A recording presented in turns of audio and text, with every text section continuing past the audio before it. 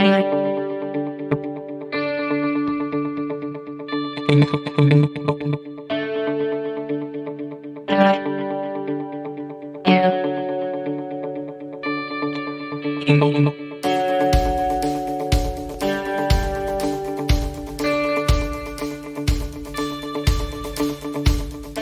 today we've got just such a conversation.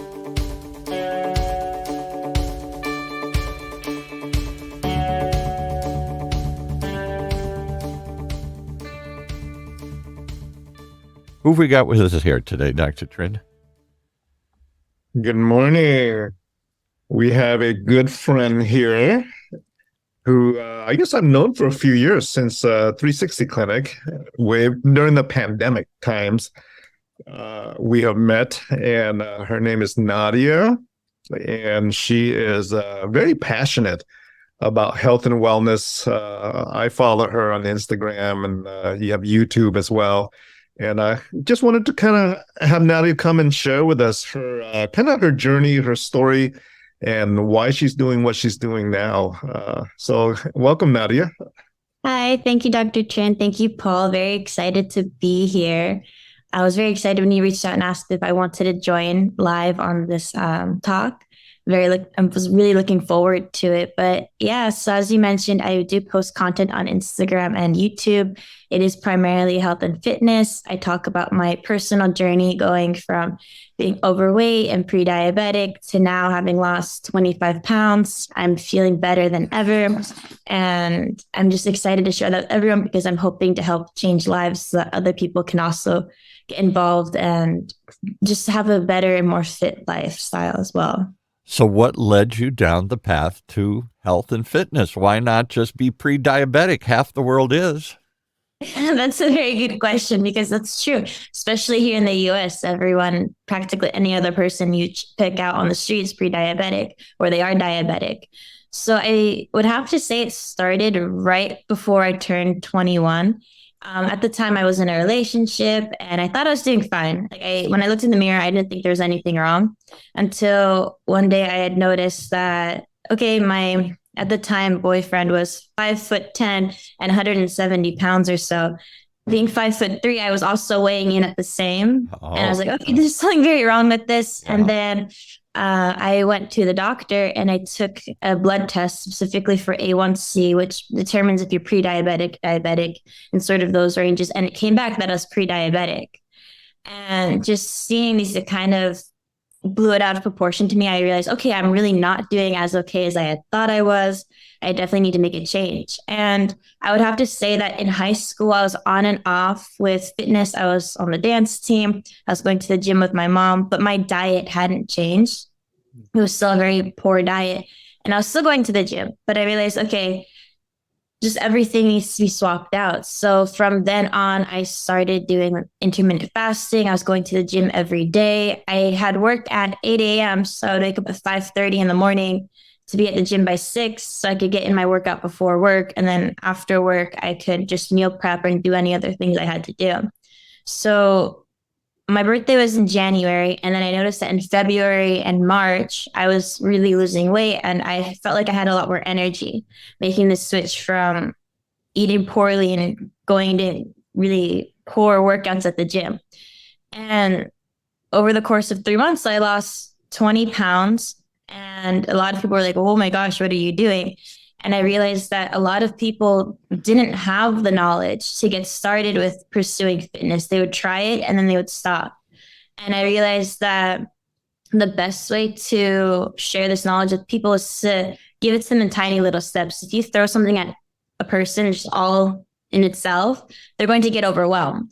But when you give it to them in little bits and pieces where they can break it down, it's more digestible, they're more able to stick to that goal. And so I've definitely helped a couple of people. I've encouraged people to go to the gym. I have people messaging me on Instagram. Sometimes on my YouTube, they find my email address and I'm getting emails saying, oh my gosh, thank you for your help. You've really inspired me to go to the gym. And it's just been a really wholesome experience overall. Wow. Quite a lot there. Because that's the problem, Dr. Trin. We all have the desire to eat healthier, to be more fit. But we don't do it. Why don't we do it? Well, it's I always tell folks that information itself is not enough. Right. Like because information really is free. Like you can YouTube anything you want. If you don't want to be a diabetic, there's information out there on the internet on how not to be a diabetic, right? What to eat, what to do. There's YouTube videos. So information, if all we needed was information to change our lives, it's not enough, because despite the information out there, 2 out of 3 Americans are, overweight. 2 out of 3 Americans are diabetic or pre-diabetic, Right. based on the hemoglobin A1C numbers. So that's despite the information out there that's free. So what I tell folks is, if you really want to change and make a significant change with your life, not only do you need the information, but there's 2 other things that's missing. One is accountability. Yes. Right. You need accountability. And the second thing that is needed is support, personal support. Because without the accountability, without somebody giving you maybe some metrics, some guidelines and some deadlines, right? Along with the support along the side, there's no change. Yeah. And it's valuable that, what Nadia offers is the potential of getting that support. Right. And the potential of somebody going alongside you and giving you some accountability as well. Right. And So- what's accountability look like? Is it just beating me up and saying, "Oh, you didn't do it today. I know, I'm tired. I'll do it tomorrow. I promise." Is it giving you some metric? Hey, you lost a pound. There you go. You lost 10 pounds. You lost 5. Is it a cheerleader, or is it a coach, or is it a some authority, somebody wagging their finger? Come on, you got to do better. You got to do this here. What does accountability look like? Because I think people are scared of accountability. They all have a dream of doing something. I don't want to be held accountable to it. Oh yeah, I'll do it tomorrow. I'll do it. I know I told everybody I'm going to do this, but I'll do it tomorrow. What do you think, Nadia? What's accountability look like when you help people? I think accountability is being able to see yourself chasing a goal. There are many ways to set up a goal. You can do short term, long term, any way you want to set it up. But within that, setting up smaller goals. And so what I like to do is encourage people to set like a daily goal. If your goal is just to get to the gym, but you don't have the energy for it, but you push through and you get there, I think that's where the best way to hold yourself accountable is. So let's say your long-term goal, I want to lose 20 pounds. Right. Okay, well, in order to get there, what is your smaller steps? And in that case, what is your smaller goal? How are you going to achieve that? That's going to be going to the gym every day. If you can focus on those smaller goals, that's a great way to keep yourself accountable, or by following other people on social media, which is what I was doing when I was trying to lose this weight and I just got started. Seeing them post, they're at the gym, it just made me realize, if they can do it, I can do it. Like, there's nothing special about this. I can push myself to get outside of my comfort zone. Right. And really make an impact on my life. And so I think that's the best way to be able to not just hold yourself accountable, but others as well. Another really great way, I think, would be to get a gym buddy, someone who's going to say, hey, let's go to the gym. Like, oh, I didn't want to, but you're saying I should go. Like, I don't want to seem like I'm backing out when it was my idea. Right. I think that's a great way. I think that's a big part of it. What do you think, Dr. Trin? It's got to, if you walk it with somebody, it's hard to get up and do things alone, but somehow together, one person encourages the other and keeps them Absolutely. them honest. It's why people pay for personal trainers. Yeah. Right. Right. Yeah. I have the same personal trainer when I was in my 30s, and now I'm in my 50s. Wow. And it's the same guy. Wow. And the thing is, if he's not there waiting for me at the gym, I'll never show up to the gym. See, even you, that's accountability, right? That's the accountability part. And it's not like I don't know what to do at the gym. Obviously, I've been there with them for, over 15 years. I know what to do, but I don't have the accountability unless there's somebody waiting for me at the gym. Yeah. It's crazy, but yes. Yeah. I think that's a big part of it. That's why we all need coaches. You know, we all need somebody to encourage us, to show. It's a combination, it seems, of being a cheerleader and being a disciplinarian. You know, no, come on, you got to go. It's a combination. When you work with people, Nadia, how do you get started with them? First of all, it's a big step if they call you.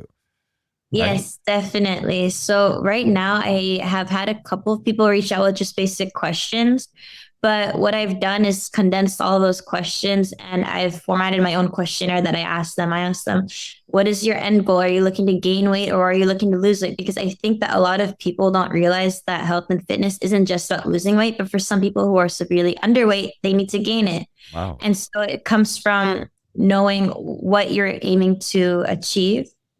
And from there, when I'm asking them, I also have to ask them, body metrics, like, what's your gender or your sex, your personal sex.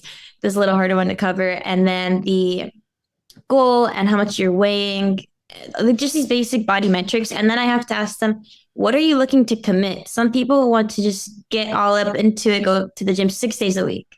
Others say that, I'm a student or I have this full-time job. I can only commit 3 or 4 days a week. Right. And so based off of that, you have to kind of design, or I would have to kind of design a workout plan that is going to have the most impact on them, that fits their schedule, so that if I don't want to overwhelm them. When you feel overwhelmed, the natural response is to back away and to get away from whatever is overwhelming you.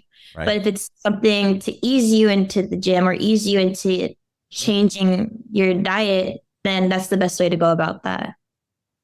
So it's very personalized. I think it is. And I think that, but it's like asking for any kind of help. The first step is you got to ask. If you can't yourself say, I have it's the old Alcoholics Anonymous thing. First thing is you have to admit you got a problem and you have to ask for help. You have to say, I need help. I can't do this myself. I have to go to a group. I have to join a gym. I have to do something that I need. I'm going to make that commitment. And then it's somebody encouraging you, holding you accountable, showing you a path to doing it. And then it becomes easier. It becomes a habit then, right? Once something becomes a habit, then it's easier to work into your routine. But there must be points when you hit something and it gets hard. And then again, it must be the urges to quit. This is too hard. This is too difficult. I can't get over this hump here. How do you get them to the next level? How do you get them to keep going? That's a really great question, because I personally had the same issue when I was getting started. Something that I tell people that I'm working with, or what I would tell myself, is, would future Nadia be okay or feel comfortable with me giving up right now? When I was following the intermittent fasting, or right now, I recently found out I actually have a gluten sensitivity, and I see, when you go to a restaurant, the bread that they bring out, I really want it, but knowing myself, in 10 minutes, am I going to be happy with the choice I just made? And I feel like having your own accountability, I think that's stronger than the accountability from anyone else, because that person might not necessarily be in your life. Like if it's a fitness coach, they're not in your personal life. They're not your best friend. You're not necessarily talking to them every day, but you are with yourself every day. So I think that the best person to use as your own sort of person to keep you accountable is going to be yourself. So that's why I always say, think about it. If you're saying you want to commit to eating cleaner, and you see on the table there's a bowl of chips, but you also know that you have fruit in the fridge, in 10 minutes, are you going to feel good about eating that entire bowl of chips, or are you going to be proud of yourself for going for that fruit instead? Yeah, right. So that's the way I like to phrase it. That's what really helped me. So there's two of you. There's the good angel and the bad angel on your thing, and which one are you going to listen to today here? Exactly. Right. Yeah. Well, so how did you learn about how to do this stuff? I mean, you sort of self-taught here. Did you go to school? Did you take classes? Or is this just a journey that you just started investigating on the internet here? So I have to admit, I have a really fantastic mom. She got me into eating better and just general lifestyle when I was young. So Dr. Chin knows her. They currently work together. We all worked together at 360 during the pandemic. And because of her, I was able to have a baseline knowledge of what going to the gym should look like in terms of proper form and what workouts target which muscle groups. And because of that, I was able to go to the gym and I had a couple of workouts like already written down that I knew I could do. And from there, it only grew because then I started to fall in love with it. After going to the gym became a habit, I really started to enjoy it. And so I was looking out for more workouts because sometimes when your body gets used to the repetition, it's not going to have the same effect. So I would go online and I would look at research articles, or I would follow these larger influencers who I knew had personal coaching experience. And I would look at different workouts. Sometimes there would be a workout that I'd never seen before. And then I'd go on Google and search it up and see, okay, what is this workout target? How is this going to be beneficial? What is the proper form? And so through time, I accumulated the knowledge, but really I've seen the kind of a parabolic effect in my knowledge in the past year and a half now, since I really took it all very seriously. And is this then your new passion, your new purpose in life here is to not just improve yourself, but to help others improve themselves? Oh, definitely. Because while I started losing the weight and changing my lifestyle, I was like a year and a half ago, almost 2 years now, I only started posting about it and creating content maybe 6 months ago now. So it's newer to me, but it's taken such an effect on my life that I wouldn't want it to be any other way. I love it when people are messaging me and say, hey, oh my gosh, you were such a big influence in my life, like encouraging me to do something that even my family members don't necessarily encourage. And it's become one of my main goals. That's why I'm pushing so hard for creating content and I'm looking to expand, because I do want this to be what I'm known for. It's like it's what I want my personal brand to be. Okay. And where do we find this content? What's the personal brand? Where do we look this stuff up here? So I am on Instagram. I'm on YouTube. I am also on TikTok. If you search up my name, Nadia Sadat Mandy, you'll find me. It's the last name is a little difficult. Yeah. But Nadia, and then if you type in SAA, I should pop up. And let's spell it for those who are spelling challenged like me here. How do we spell your last name here? All right. It's a little bit long, so get ready for this. It's 11 letters. SAADATMANDI.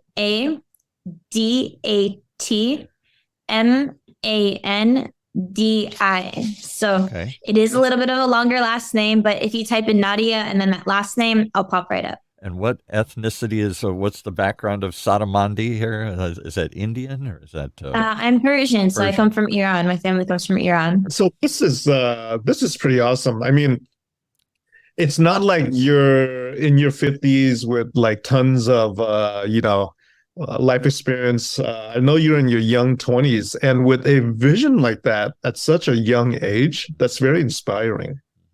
Thank you. Yeah, definitely. Well, while I have to say that I wasn't always like this. I was like 180 degrees different.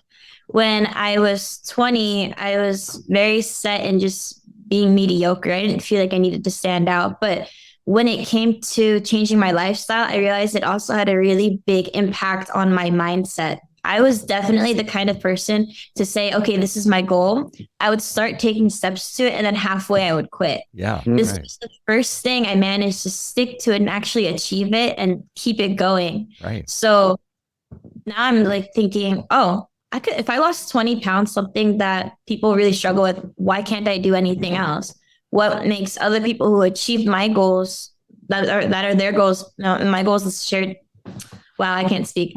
Our shared goals, why can they achieve it, but I can't? Right. What I could do the same thing. There's no difference. We're all people. We're all on the same baseline. Whatever knowledge they have, I can accumulate it at the same pace, if not even faster.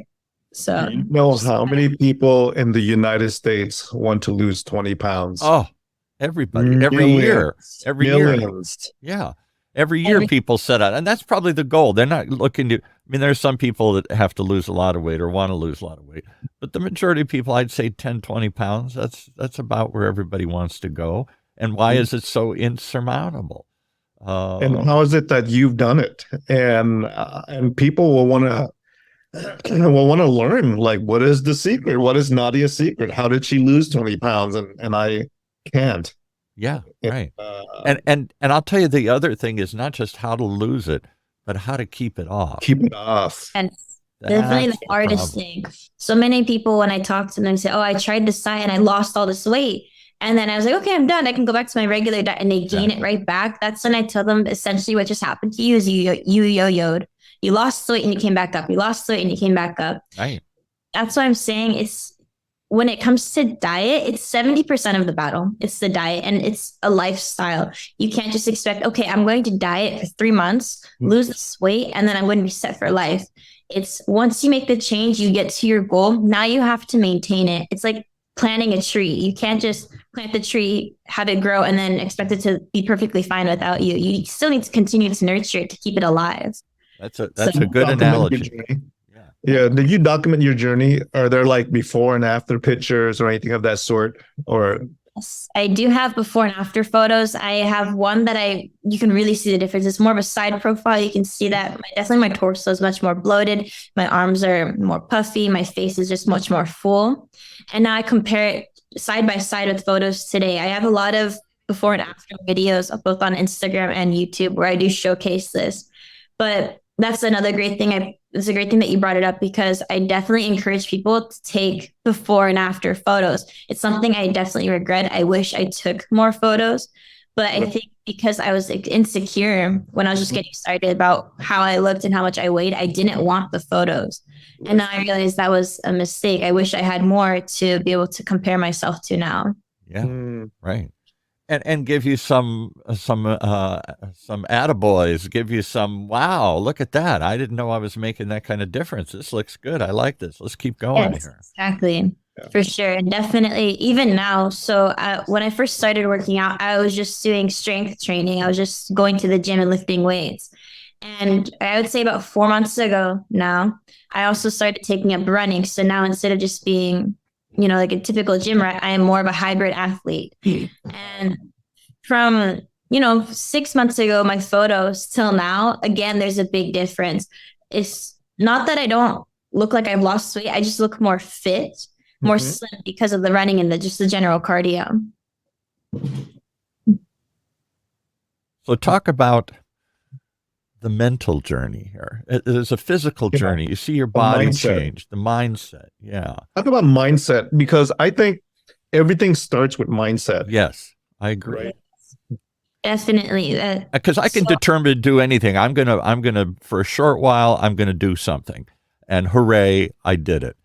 But if I don't change my mind, it may not last. And then the other thing I'm hearing you say, and I've seen other people say this too, I didn't expect my whole mindset to change. You suddenly have more confidence. You suddenly think you can do, if I can do this, maybe there's other things I can do. It's changed your outlook on life. You said very casually, I was okay to be mediocre. I was okay to fit in. That was, I felt comfortable in the crowd.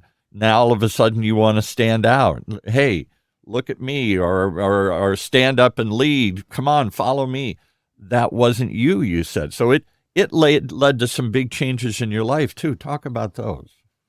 Yes, of course. So with any sort of life change, especially when it comes to losing weight, you're going to have to expect the way that you think about the world to change as well. Because how the person you were at the beginning of the journey is never the person at the end of the journey. And that's not necessarily a bad thing. So when it comes to mindset, you can't expect it to shift overnight, but you have to think about taking progressive little steps to changing the way you think, because it's never easy to change how we think. That's just how we are as people. We're very prone to habit. It's not only not easy, I think it's impossible. Somehow your thinking is set for life. It's very difficult to change your outlook. If you're a negative person, to suddenly be a positive person. If you're somebody who blends into the crowd, to suddenly step to the front of the crowd, that's very intimidating for a lot of people. It's definitely intimidating, but I wouldn't call it impossible, because if you can make one small change in your life and have a tremendous effect, I feel like this can be applied to anything else as well. It's just a matter of training yourself. I think that's the best way to say it. You're training your muscles, but you also have to train your mind. And again, I think the best way to do this is to break it down, make it easy for you to take in. If your goal, let's say it's not even about fitness, your goal is in terms of mindset is to adapt maybe a growth mindset. You want to grow as a person. So then every day you need to think about, how can I become better at what I'm trying to do? And a great way that I would recommend doing this is the night before you want to do your goal, write down 3 things you want to accomplish the next day. I have a little journal I keep on my bedside table. Right before I go to bed, I think, okay, tomorrow, what do I want to get done? I want to create content, and I want to speak to at least one other person about how I can help them. And maybe do X, Y, and Z. Just plan it out so that the next day you can cross it off. And the dopamine rush, when you're able to cross off that item you had written down the night before, it's a great positive reinforcement to making this change. It's just about training yourself. So I always say that the best way to accomplish your goal is just to break it down. I know I've said it so many times, and I'm probably going to say it a couple more times. You're going to get sick of it. But that's really the way you achieve it. You break it down and you make it digestible. It's absolutely true. I often tell folks that the results of what we see in our lives is similar to like the fruits on a tree, right? But the fruits in that tree all started from the roots of the tree, and how that root is developed is really your mindset. What your thoughts are, what your feelings are, what your beliefs are, what your values are, drives the action and the behavior that you take. And those action and behavior leads to your results. So everything starts in the mind. If you think you're successful, you're successful. If you think you're a failure, you're a failure. It's however you think. Yeah. And the mind, unfortunately, whether it's trying to protect you or whether it's a learned behavior or something, you always telling yourself, no, I can't. Well, not that. That's not me. That's somebody else. I can't. There's and maybe this is my life or something here, but there's always your body and your mind don't always work hand in hand together here. Your body likes feeling better. Your body likes being healthy and stuff. And somewhere in your mind, though, you're saying to yourself, I don't know. I can't do that. Is that me? Or make an excuse. I'll do this one. Excuses. We all come up with a million excuses all the time here. And like we're little kids, we're always just trying to sneak in the extra cookie or telling ourselves immediately, I want something and I can't get it or whatever. Where does that training come from? Why does some of us have that positive, success-oriented outlook, and so many of us have told ourselves another script, and we've accepted that's our life? Right. I think that so many people in today's society especially have this mentality of learned helplessness. You learn that you can't do it. You think, oh, these people are doing it because they're just born like that. They're just genetically superior. They didn't need to train hard for that. They can just do it. I can't do it though because I'm not them. Right. It's this learned helplessness. And the way that these people you see in the movies or on your social media, the way that they're able to do is because they work hard for it every day. Yeah. And this mindset of learned helplessness, I think, is what's holding back so many people. The moment you even decide that's not me anymore is the moment you're taking the first step through the door to changing your life. And definitely, I think this is something that's pushed by a lot of social media. It's saying you can't do it. It's a lot of being stuck in yourself, right? Helplessness. And the best way to overcome that is to envision yourself being able to do those things. So I saw someone doing a pull-up. And so every day for a month, I would go and I would do these little exercises trying to work up to a pull-up. And now I've nearly got it. I have to keep pushing off the ground a little bit to give myself a lift. But otherwise, I can do a pull-up now. And it's this way of thinking, okay, achieve a little bit at a time, Right. until eventually when you look back and you realize how much you've accomplished, you've overcome that sense of learned helplessness. Mm. That's a great phrase. I'm going to remember that when you use it. Learned helplessness. Somewhere along the way, we learn or we tell ourselves that we can't do this. When you're a kid, if you ask my grandson, who's going on 4, if you ask him, "Can you do this?" He says, "Sure," all the time. Hey, you want to go to the park? Sure. Hey, you think you can climb that hill? Sure. You think you can run faster than me? Sure. There is no no in his head, but somewhere along the way, he's going to learn over society. He's going to learn the hard way. Oh no, he can't do that. He can't do this. He can't do this. And so you start telling yourself all these negatives, all these no's start piling up. If you ask a kid, can they go to the moon? Sure. If you ask an adult, they go, no, you can't go to the moon. I call that mind frick. Yeah. Like your mind is fricking with you. And yeah. And we have those mind fricks every day. And we think that it's true. What our mind is telling us true. Exactly. Because it's a learned belief. And it all starts with a part of your brain called the amygdala. Okay. And that part of the brain takes in all the data from life and it filters it through the values, the beliefs that you've been taught as since a child. Whether that value and belief is true or not, it doesn't matter. Because to you, it's true. Right. But oftentimes these values and beliefs that we've learned from our experiences hamper us from moving forward, whether it's losing weight, getting healthy. The amygdala often is a site for the brain to protect itself.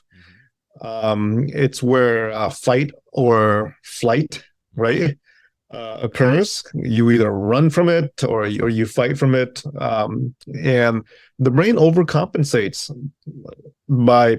The brain doesn't look for success; it looks for fear of failure. It looks for, is this going to hurt me? Am I going to be hurt from this physically, mentally, emotionally? And that's the primary protection of the brain.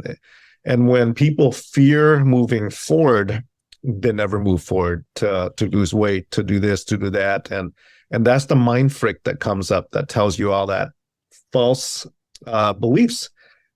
So sometimes it's good to acknowledge that, is what I'm believing true, right? Is it the fact? It's kind of like being the Matrix, right? You got to step outside of the Matrix to see yourself in it. Right. Exactly. Yeah.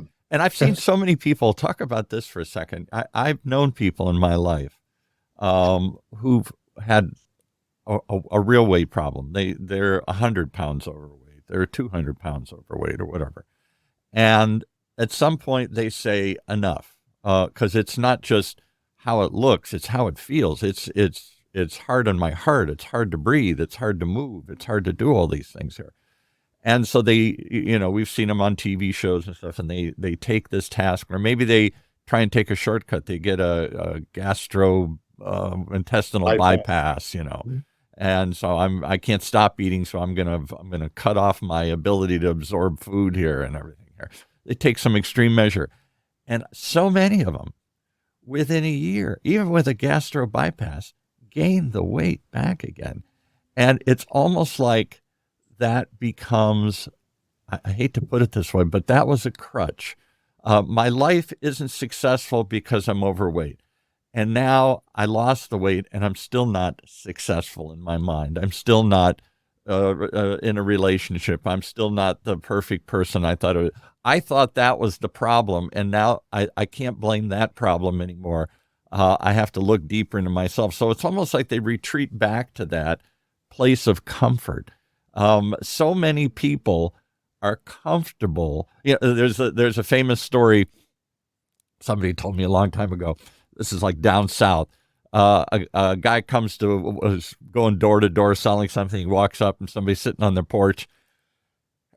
Oh, excuse me. And he is slowly rocking.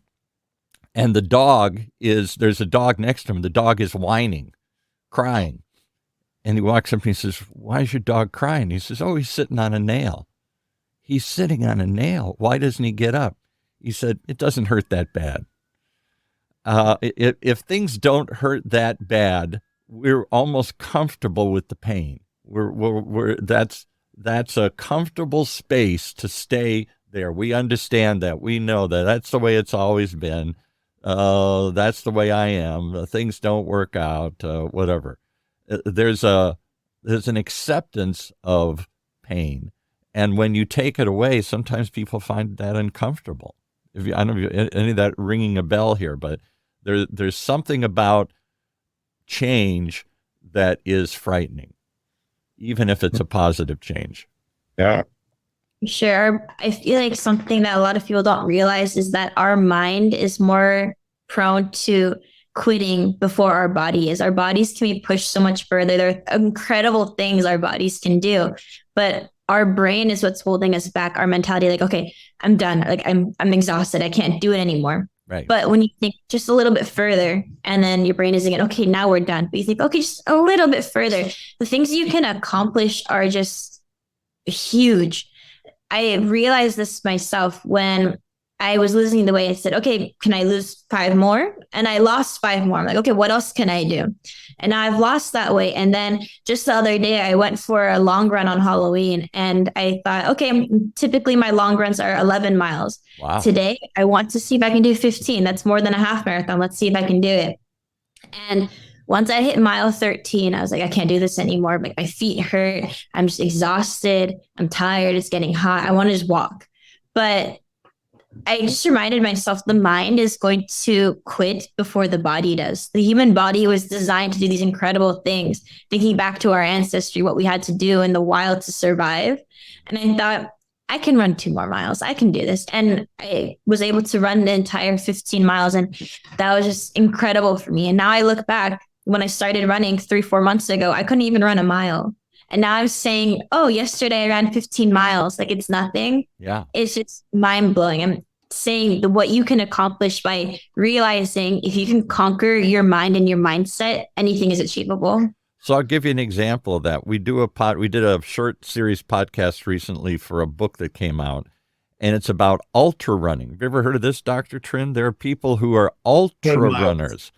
Ultra runners go 100 miles in 24 hours. They give themselves 24 hours in a race, and it's not in a flat thing. It's over a mountain usually. It's up in the wilderness somewhere here. So it's going up and gravel roads and everything. It's a difficult path.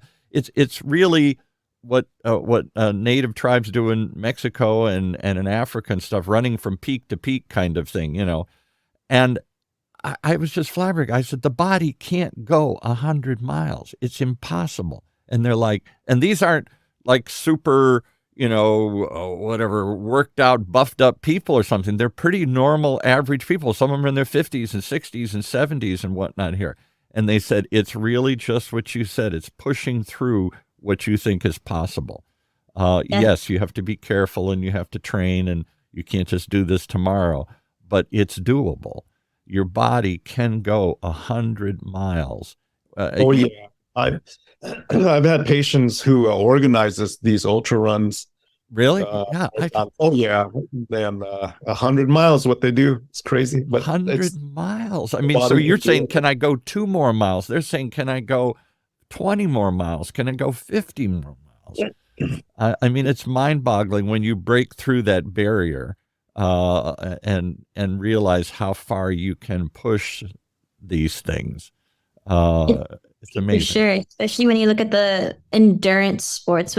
I think out of all the sports, the most difficult has to be running because it's not just physical; it is so mental. Yeah. Especially since it isn't a sport like basketball or football, where if you're in a tough spot, you can toss the ball and have a teammate support. Right. It's You run you're for a while. It's like it's all me. I have to push myself to do this. And I actually do have a friend, and he did complete an ultra marathon.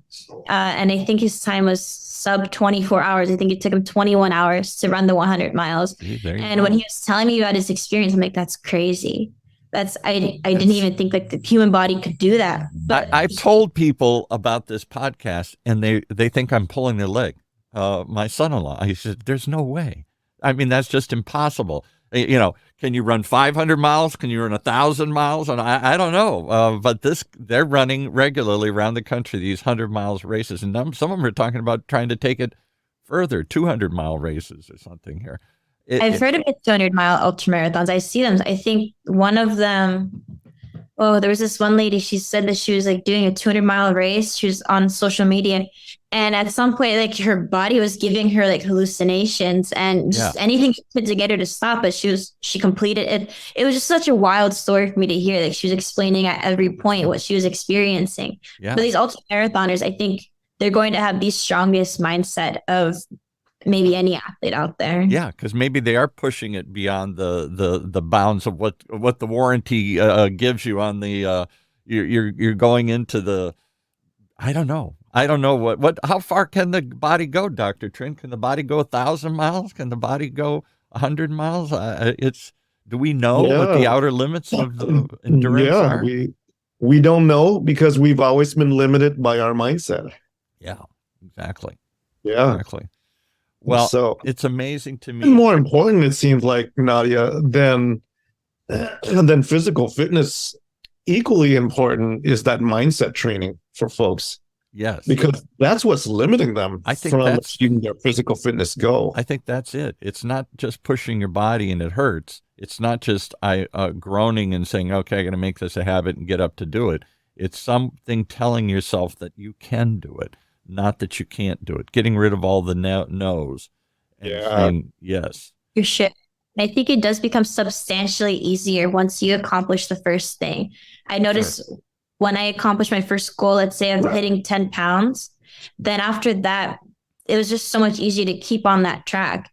It's people being afraid to accomplish even that first goal because their mindset holds them back.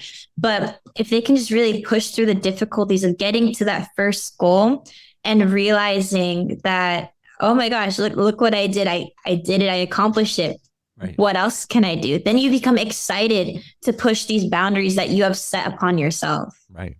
Well, I'm excited to hear more about this. We're going to have to cut it a little shorter today here because I got another show in 10 minutes here, so I got to get ready for that one here.